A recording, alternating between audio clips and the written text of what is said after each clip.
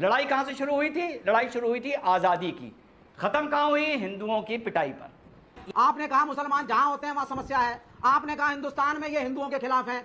मैं नहीं मानता कि भारत का मुसलमान भारत के हिंदुओं के खिलाफ है। ये आपका नैरेटिव होगा, मेरा नहीं है। यहाँ हिंदुस्तान में हिंदू मुसलमान क्यों बनाने की कोशिश की जा रही है? आप सुनिए मौलाना साहब, वाहियात बातें मत करिए। मैंने आतंकवादी नहीं कहा और आपने तो बहुत सही कहा। मैं आपकी बात का समर्थन करता हूं कि जो बांग्लादेश में हो रहा है उसका भारत के मुसलमानों से क्या लेना देना। तो ये बताइए जो हमास में हो रहा था उसका भारत के मुसलमानों से क्या लेना देना। तो फ्रेंड्स, आज की वीडियो काफी मजेदार होने वाली है, क्योंकि आज की वीडियो में जो हमारे रिजवान अहमद जी हैं, उन्होंने जो बांग्लादेश के अंदर हिंसा घट रही है, वहाँ के हिंदुओं को प्रताड़ित किया जा रहा है, उसको लेकर बोला था कि उनको यहाँ पे भारत के अंदर शरण देनी चाहिए।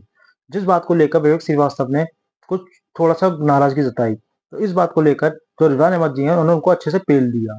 तो वीडियो काफी अच्छी है और काफी मजेदार है। आप वीडियो को एंड तक जरूर देखिएगा, और अगर आप हमारे चैनल पर नए हैं तो हमारे चैनल को सब्सक्राइब करिए और वीडियो को लाइक और कमेंट करना ना भूलिए। तो वीडियो शुरू करते हैं। चलिए शुरू करते हैं। ये लड़ाई खत्म कहां जाकर हुई? ये लड़ाई यहां खत्म आकर हुई कि हिंदुओं को मारो, उनकी दुकानें लूटो, उनके मंदिर तोड़ो, इज्जत आबरू लौटो, और भैया हिंदू महिलाओं को छोड़ जाओ, आदमी यहां से चले जाओ। लड़ाई कहां से शुरू हुई थी? लड़ाई शुरू हुई थी आजादी की। खत्म कहां हुई? हिंदुओं की पिटाई पर। सन 71 का अगर शॉर्ट में बताऊं, वो लड़ाई शुरू हुई थी उर्दू वर्सेस बंगला। ये थी लड़ाई। खत्म कहां हुई? हिंदुओं की पिटाई पर। यह लड़ाई कहां से शुरू हुई थी? आरक्षण को लेकर। खत्म कहां हो रही है? हिंदुओं की पिटाई को लेकर।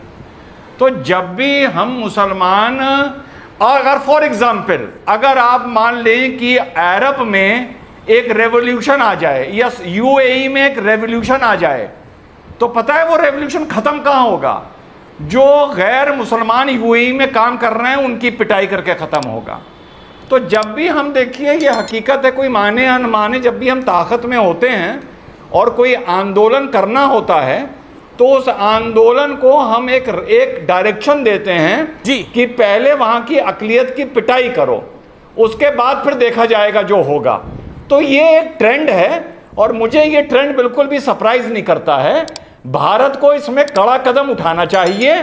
सीएए जैसा कानून 2014 तक रोकना नहीं चाहिए, और जब भी प्राथमिकता पर अगल बगल से कोई भी हिंदू भारत में आना चाहे उसका इस देश में स्वागत होना चाहिए। रिजवान अहमद, बहुत बड़ी संख्या होगी।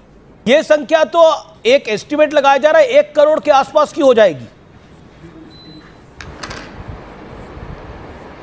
अब देखिए, अब अगर यह सवाल है तो हमारी फोर्सेस तो वहां जा नहीं सकती उनको बचाने के लिए।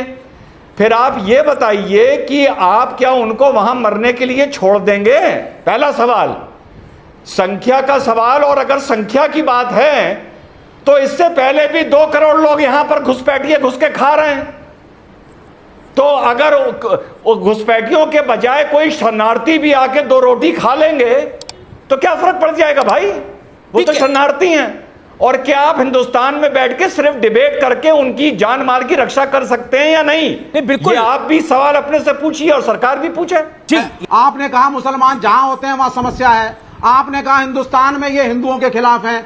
मैं नहीं मानता कि भारत का मुसलमान भारत के हिंदुओं के खिलाफ है। ये आपका नैरेटिव होगा, मेरा नहीं है। आपका कहना है साहब कि जहां पे हिंदू होते हैं वहीं पर डेमोक्रेसी होती है।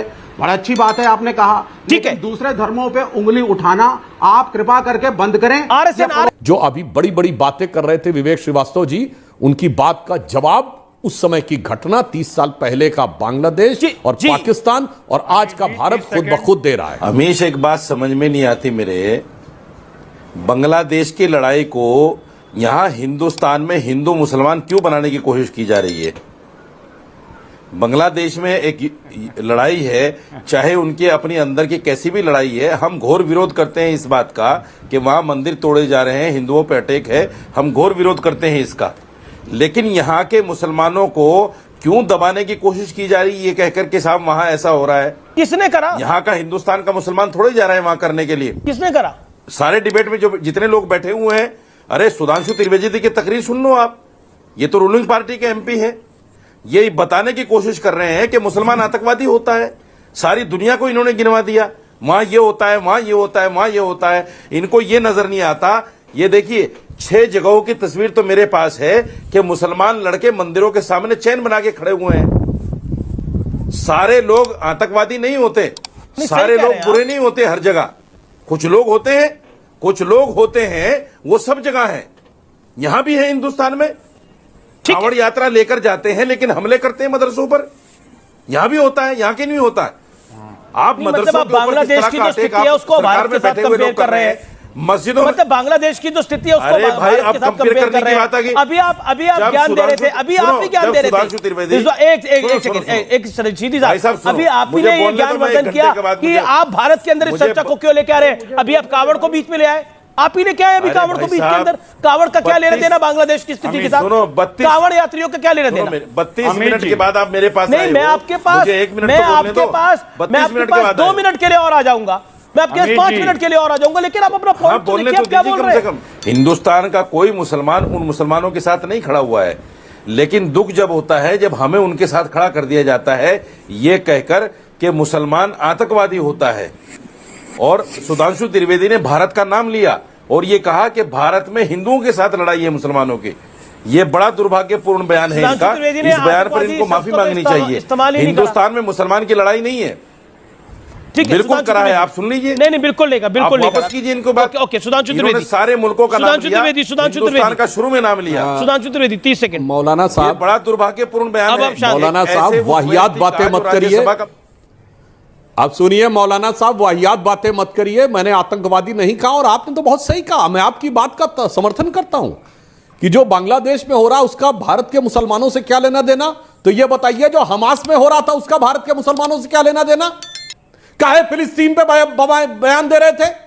फिलिस्तीन का खड़े हिंदुस्तान के मुसलमान से क्या लेना देना? अरे मुसलमान, वो तो यहूदिया सुनिए, और जय फलस्तीन फिलिस्तीन को आप संसद मदद के नहीं दे सदन रहे में बोला जा रहा है। फलस्तीन हमास को के आप पक्ष मदद नहीं दे रहे हैं में, क्या? हमास के पक्ष में फलस्तीन को आप मदद नहीं बुरहानपुर दे रहे हैं में क्या? जवाब दे रहे अरे हो, नारे फलस्तीन लग को रहे सरकार हैं, मदद केरल दे रही में है, नारे लग रहे 250 करोड़ हैं। की। और जनाब मौलाना साहब आए 2.5 बाएं करोड़ की साएं मदद मत दी है बोलिए। फलस्तीन को आपने कहा मैंने मुसलमान दुनिया भर हमारी गिना दिया, सरकार ने। मैंने 1.5 दर्जन उदाहरण बनाए। सरकार का विवेक, अरे पहले वो बयान आ तो गया था, 4 शेख गिना हसीना अमित जी, अरे इसको चुप कराइए, इसको चुप कराइए। नहीं, अब अरे शेख चुप हसीना हो के जाओ बारे भाई। में क्या, हाँ, शेख अमित जी। हसीना का क्या करना है वो विदेश अमित मंत्रालय जी। फैसला ले लेगा और ऑल पार्टी मीटिंग हो गई, अमित हो रही है जी। इसके ऊपर। आप तो सांसद है नहीं, अमित आप जी। किसी पार्टी के नुमाइंदे रशीदी साहब है नहीं, तो अमित आपको जी। बुला के ब्रीफ करा मुसलमानों जाता। के ऊपर क्यों थोपा जा रहा है उसको? क्या कह रहे हैं? अमित एक सेकंड, रिजवान हिंदुस्तान अहमद के जी। मुसलमानों पर मत थोपो उस प्रकरण को। नहीं, पर शेख हसीना, आपने शेख हसीना पर जो पॉइंट बोला, शेख हसीना के बारे में ब्रीफ कर दिया गया है ऑल पार्टी मीटिंग के अंदर। आप किसी पार्टी को बिलोंग नहीं करते, इसलिए आपको ब्रीफ अरे नहीं तो हुई। मेरे भाई सरकार देख लेगी ओके। ना।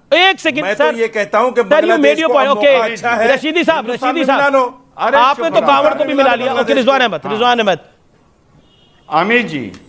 अमित जी, मैं तो हमेशा से ये कहता आया हूं कि बांग्लादेश की हिंसा से भारत का हिंदू मुसलमान का कोई लेना देना नहीं, और म्यांमार की हिंसा से भी भारत के मुसलमान का कोई लेना देना नहीं, पहली चीज। दूसरी बात, श्रीवास्तव जी से एक सवाल पूछना है, बड़ा मासूम सा। श्रीवास्तव भाई, जब सुधांशु भाई ने डीएनए की बात करी तो आपने बड़ी अच्छी तकरीर करी और उनकी बात को काटने की कोशिश करी। मैं आपसे बस एक सवाल पूछता हूं छोटा सा। श्रीवास्तव जी, मेरा सवाल यह है कि जब भी किसी मुसलमान मुल्क में कोई हिंसा होती है, चाहे वो सीरिया हो, इराक हो, अफगानिस्तान हो या बांग्लादेश हो, वहां से जो शरणार्थी भागते हैं वो, यार एक बात समझ में नहीं आई श्रीवास्तव जी, वो कभी मुसलमान मुल्क में क्यों नहीं जाते? वो ऑस्ट्रेलिया जाते हैं, यूरोप जाते हैं, इंडिया आते हैं, अमेरिका जाते हैं, तो वो कौन से डीएनए से डरते हैं जो वो मुसलमान होते हुए मुसलमान मुल्क में शरण नहीं चाहते हैं, वो गैर मुसलमान मुल्क में चाहते हैं? अच्छा प्रश्न है। ये क्या, ये क्यों होता है? सर, ये मैं क्यों बता होता देता है? हूं आपको। वो उसका कारण ये है कि गल्फ की राजनीति के अंदर मेजॉरिटी वायलेंस करने वाला मुल्क यूनाइटेड स्टेट्स ऑफ अमेरिका और उसकी अलाइड कंट्रीज हैं, जिन्होंने कुछ मुसलमान मुल्कों को अपना नुमाइंदा बना रखा है, जिसमें सऊदी अरेबिया सबसे आगे।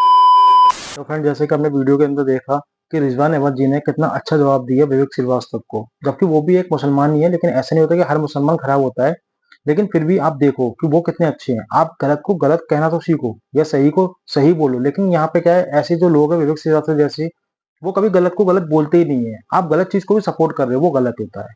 तो फ्रेंड, वीडियो अगर आपको अच्छी लगी हो तो हमारे चैनल को सब्सक्राइब और वीडियो को लाइक और कमेंट करना ना भूलें।